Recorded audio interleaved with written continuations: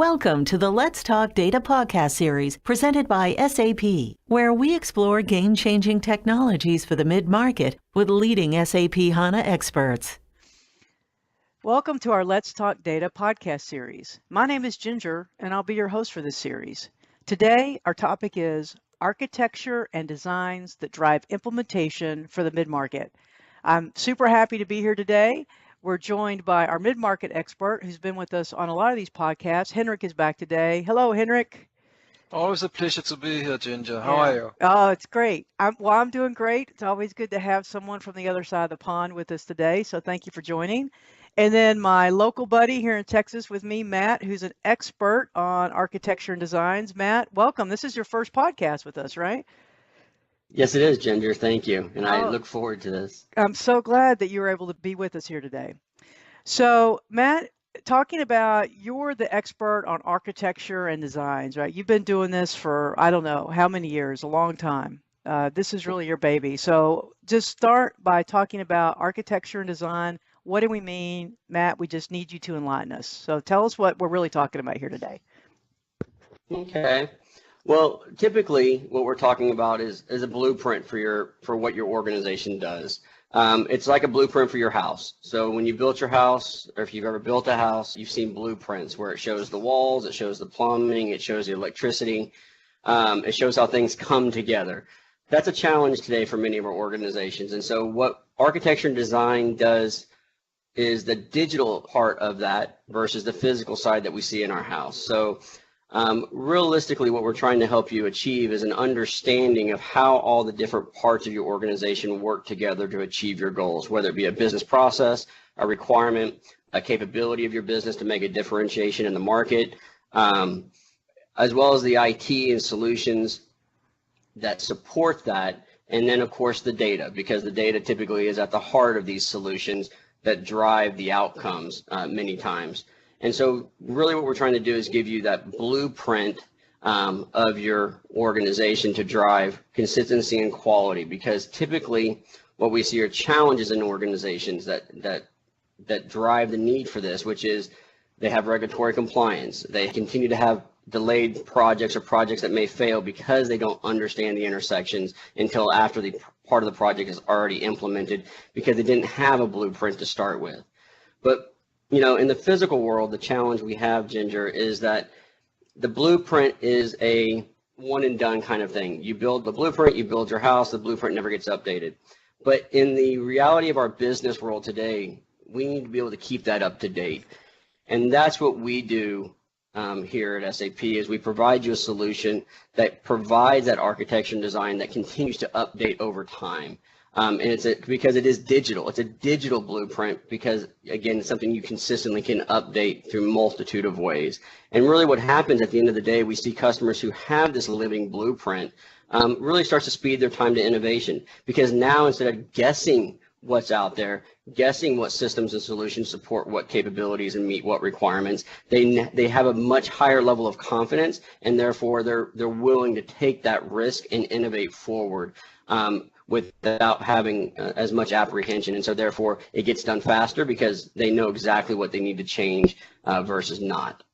What if I'm already live? Let's say I've been, I have my systems and they're up and running. So maybe I'm not on S/4HANA or something yet, but let's say I have several systems going. Does it still apply to me, or does it only apply if I'm implementing the first time? That's a good point. So in the real world, we all have something we already have in our environment. So the architecture and design is meant to start wherever you're at. We kind of call that just day zero, so to speak. And so with this, you can actually bring things in so we can document your customer schema. So go out and touch your different databases and look at those. You can bring in things that typically you're already going to have in Excel spreadsheets and other multitude of BPMN files from different solutions, possibly if you're doing business process. So Word documents if you have requirements, or RecIF if you already have a requirement solution that's not integrated to an architecture and design kind of platform. So we call that day zero because, again, we need to provide you the ability to bring that information in so you can move forward. It's not just I'm starting a new project, this is the time it is. Typically what happens is many customers say, I want to start a new project, but I need to understand, I need to get a hold of my house, so to speak, as we would call it, and get an inventory of it. And this is kind of that inventory from an architecture and design, because it elevates it so everybody can understand it, not just the system operator, not just the business expert. And it brings together that collaboration to start the process. Yeah, so who is the person who normally gets involved with this? Is it, because it's like you say, it's a nice bridge between the business expert and the IT person. Who is it, like an IT person that works with this and brings in the business, but who's the person in my company who's going to be working on this?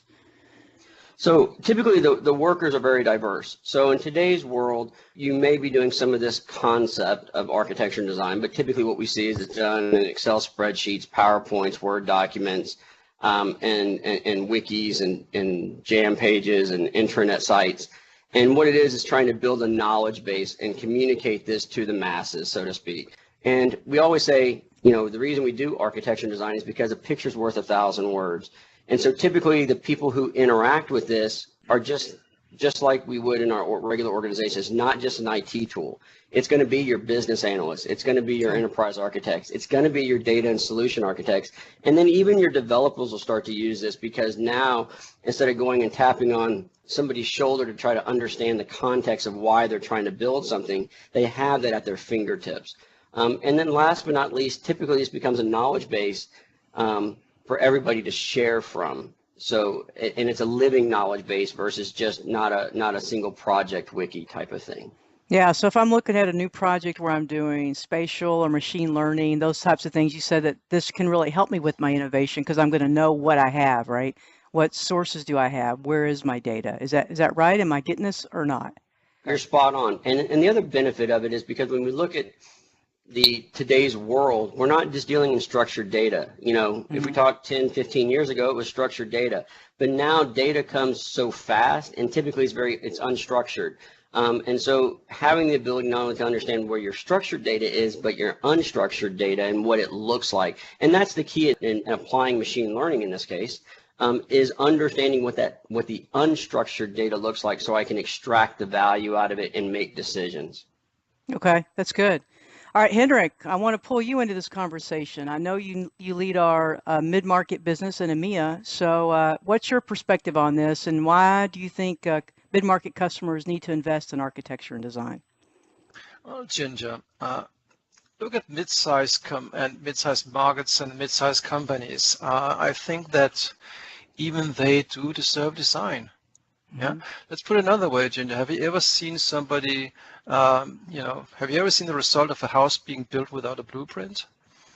It doesn't look good, right? So actually, even for mid-sized companies, I would even see it may be sometimes even more critical to have access to this kind of tools, because they would not necessarily have a big team of architects maintaining these blueprints by hand. Okay, so having this kind of tool is an excellent way for them to rationalize their blueprint management and to actually get something which is fit to purpose as a result of any kind of decision and any kind of investment they make.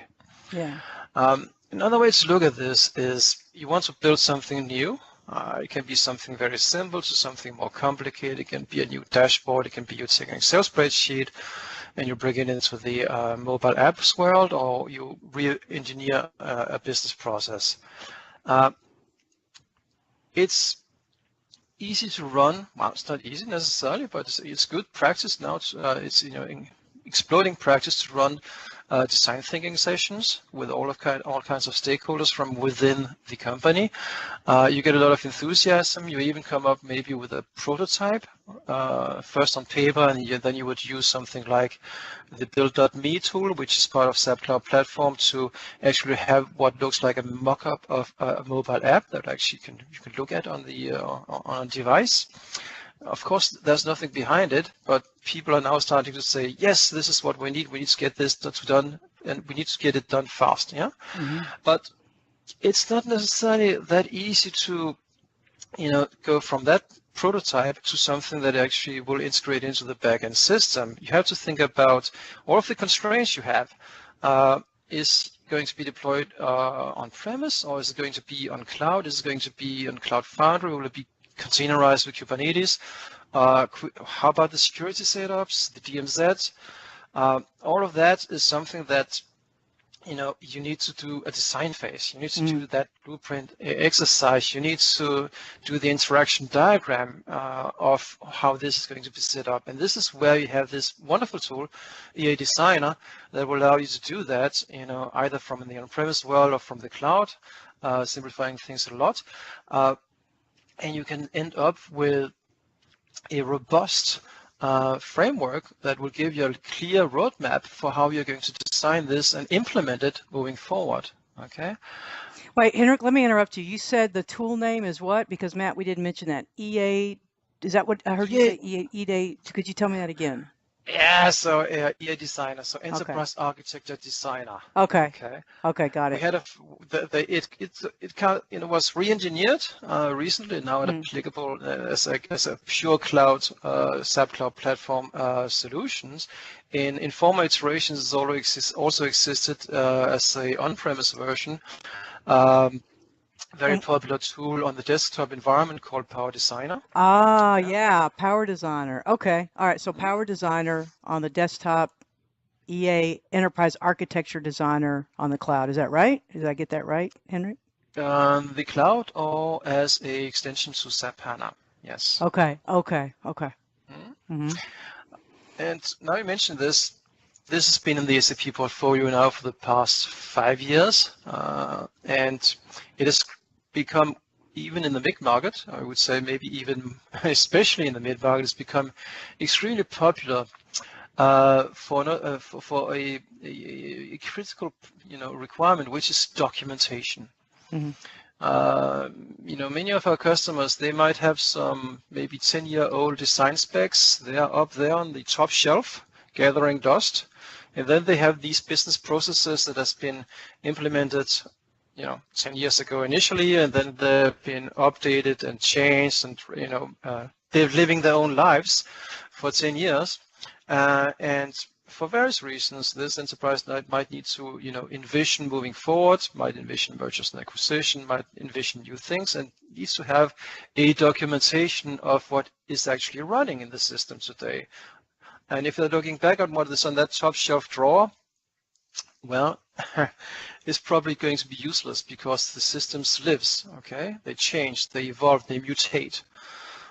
So a key and very neat feature, frankly, of this tool, EA Designer, is that we can actually go in and integrate with, for instance, the SAP Solution Manager in an SAP ERP environment and reverse engineer the business processes that exist within the system.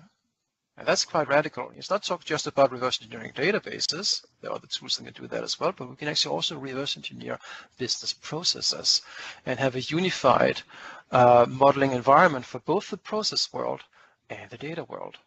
So if I'm trying to get a handle on let's say we have a plan. I met with so many customers recently that are going to move to S4 at some point in the future, right? They're not sure when, maybe next year, maybe year after.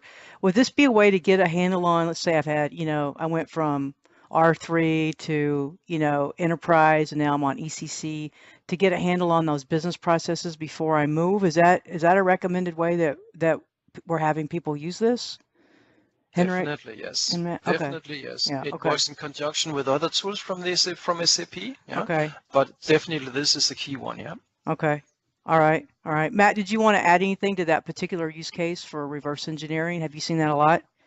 So we have, and typically it's in the business process space. So typically they may take note of what they currently have from a BPMN perspective. So bring in the BPMN files like we talked about earlier, the kind of a day zero. So they'll take the BPMN files out of what they may be using today, whether it's an existing SAP solution or another solution, bring that in to understand what processes they have today. They may map that to a set of capabilities, because typically one of the reasons they're moving to S4 is to bring more capabilities to their organization in a more centralized, integrated manner, right? So then they can also see what they're going to get when they move to these processes, and these new processes are documented as part of SAP best practices in a BPMN file that can also be brought into EA Designer, as well as part of the model company effort with Solution Manager. So we work with things like Solution Manager 7.2 to be able to take those business processes and bring them in the larger context of enterprise architecture. So that means bringing in the data side, the application solution integration,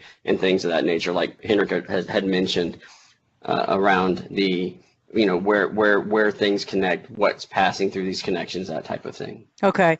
And Henrik, you mentioned, well, Matt, we were talking about the kind of person who would do this, the business, the business analyst and the person on the IT side. It's a diverse group of people, and the roles are changing.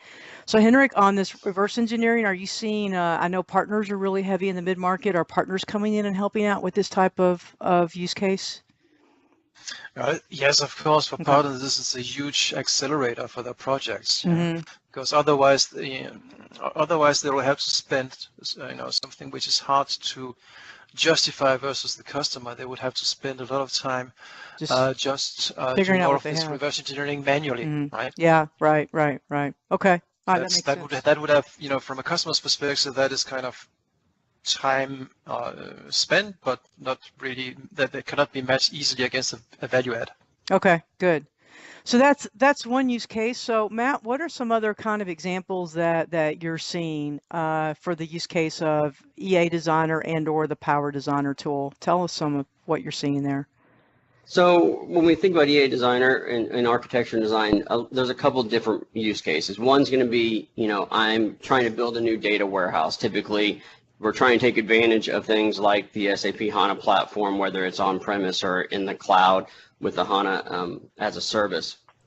So with that, we're looking to migrate, or combine typically multiple points. So typically we're trying to document and say we're moving from an Oracle or Microsoft or DB2. We're going to move that information, or Teradata. We're going to move that information. Well, the first part, typically the hardest part, is trying to take those data structures that we've defined in these other data platforms and migrate the structure. It's like picking up the frame of your house and moving it to another. It's like moving a house, right? Right. You kind of have to know how that structure maps, because an integer may not be an integer as you move from one database platform to another. So we see that a lot in the data warehouse space because typically, if I did this by hand, when I've seen it done by hand, and I kind of chuckle at that because I've done it by hand. When I first started this, that's how I picked up an architecture tool many years ago, as you pointed out. But with that, we used to do it by Excel spreadsheets. We'd do a mapping spreadsheet, and it was a nightmare because there was always mistakes. The tool handles that for you, right? And then it gives you the ability. So instead of taking 3 weeks to do that, or I've seen it from 3 weeks to a month to just do that mapping exercise of structure to structure. We can do that in less than 5 minutes typically. Oh, wow. Because it's built within the tool. I mean, again, as Henrik has pointed out, this has been around for many years, and we have that knowledge, and we have that breadth of and understanding of how these things map. And so I see that happening a lot. And then the other example is around GDPR.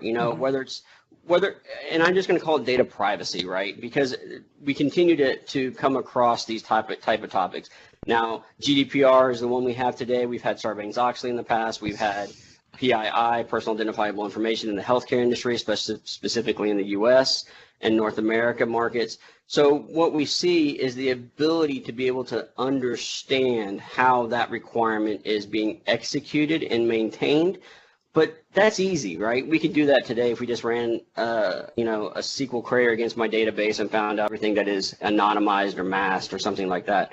But realistically, we also need to understand from a business perspective, because the business makes that decision, not the developer, not the database architect. So now we have that end-to-end flow of the business can define what needs to be modified and maintained as GDPR or data privacy, that then that knowledge passes directly to the developer. And in EA Designer, specifically for HANA, we actually make that we can help make that transition from the business to the actual implementation, because we already have things supporting HANA's anonymization and masking and things of that nature. So that's one example. Mm-hmm. So have you seen companies when they're doing like governance initiatives or they have governance programs in place? Would this normally fall within that program, or is it kind of a separate program? Do you see it fitting in with governance initiatives or So more as a sidecar to those? Yeah. So typically it's kind of front and center with governance. And the reason being is, anytime you're going to be inspected, if you can produce the documentation, typically the inspectors get satisfied very quickly and move along. What happens typically in a governance process, and again, it's not just response to a single investigation or a single audit, but basically this is a way to manage that year-round without being overly invasive and overly heavy in the governance process. So typically it's integrated as part of the governance process, because now I'm governing the definition at the business side, from the business process and business capability through the business data model, and then to the technology. What system is it running in? What location? What DNZ? And then it's exactly what data is being captured and modified to be protected. And so now I have a very easy way to not only manage that year round, but when it does come time or a question comes about, you're very easy to respond because it's a live blueprint. Right. Okay. Now, I want you to clarify for me a little bit about what the product is and how do I get it. We mentioned Powerdesigner, EA Designer with HANA. Could you just let me know? I mean, now we always have so many options. What are the options for our architecture and design products that we have? So, of course, as we've mentioned, we've talked about Powerdesigner. Powerdesigner's been in the market for many years, over 20 some odd years.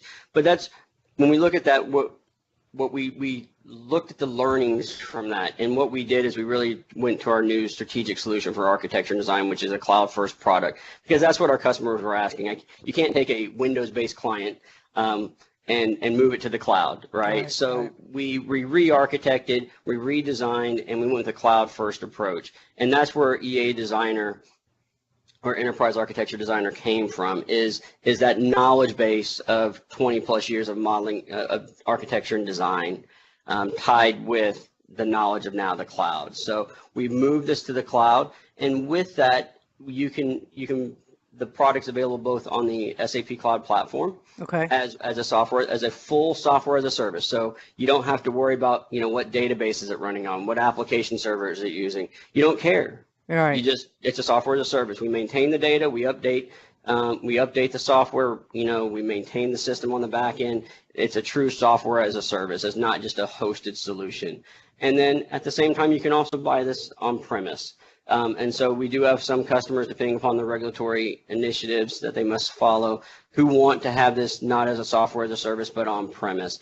And so with that, if you have HANA 2, it's a HANA 2 based on-premise application. So it runs on top of HANA 2 as an application in the enterprise or standard editions of HANA, as well as it comes with HANA Express as part of your trial. So those are the typical places that customers can acquire and utilize the software. Okay. So you said it comes with a HANA Express trial, right?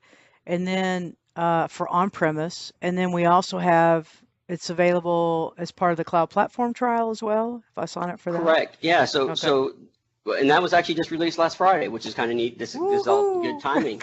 So the good news is that, yes, so if you go out to the SAP Cloud Platform, you sign up for your trial.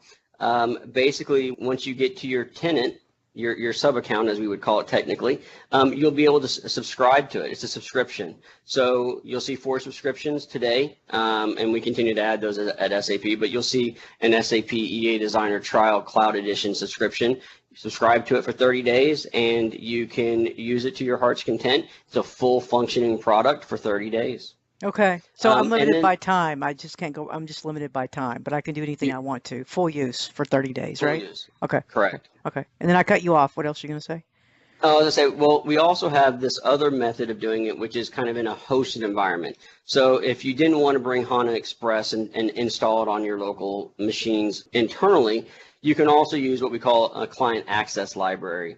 And that's really basically a hosted solution that we package called a CAL. And you can take that CAL and deploy it on your infrastructure as a service vendor, whatever hyperscaler you may be using, whether it's, Amazon or Google or Azure, and be able to deploy that CAL image out there and use it. And that CAL image allows you to see the full, it's really built around an end-to-end story around data warehousing. So it's going to have, of course, HANA, it's going to have EA Designer, it's going to have the Data Warehouse Foundation, and it's really, you can use all of it or just the EA Designer piece. It's up to you. Okay, so it comes with the data warehouse trial on CAL, is that right?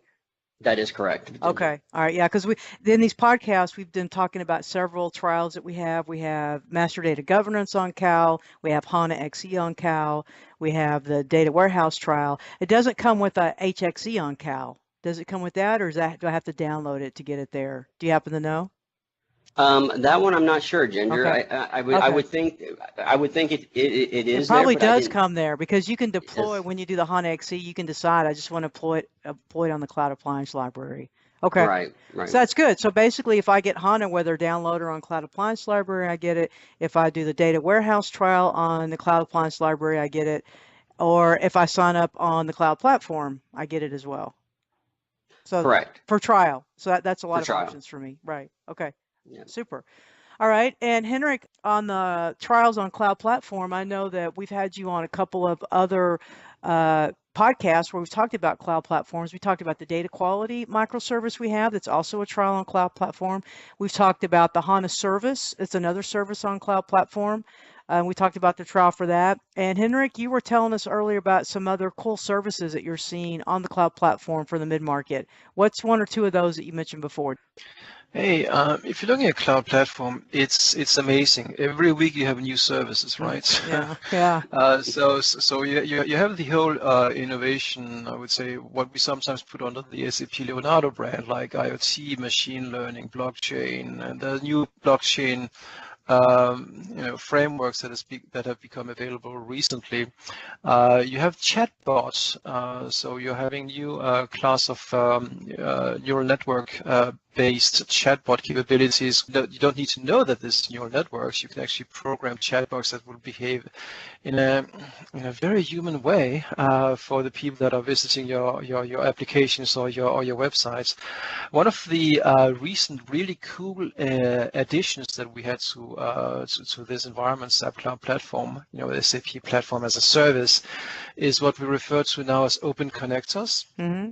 So Open Connectors is a vast library, I think that already more than 300 of them, of APIs that are connecting not to SAP applications, but to third-party applications. So third-party applications where SAP have peer-to-peer agreements, yeah, and we can now have, documented connectivity to third-party applications, be they essentially cloud applications, but also potentially on-premise applications, but that are developed by other vendors in the marketplace today. So that is actually matching the reality of most customers, that is not a totally homogeneous landscape, but also always faced with a necessity to integrate these heterogeneous landscapes. So having that new API documentation and proven integration points takes a lot of the guessworks out of building these mashup applications that the future requests.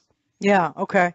So if you're already a partner or customer using Cloud Platform, you should check out all the connectors that are new and also check out this enterprise architecture service that's there. So the Cloud Platform, as you said, it's always got these amazing services that are coming, and that's just going to continue to grow. So good. Definitely. So we'll put some links here about the Enterprise Architecture Designer. I want to be sure, Matt, you did a fantastic Tech Ed quick session. We'll put that here. We'll put our links from sap.com on the Enterprise Architecture Designer. We'll put information on the trial. We'll put a video out there. Are there any final words or tips or any things that we didn't say that y'all think we needed to say? I think we gave everyone a good overview of kind of what it is and how to get started, and there's lots of options on using it.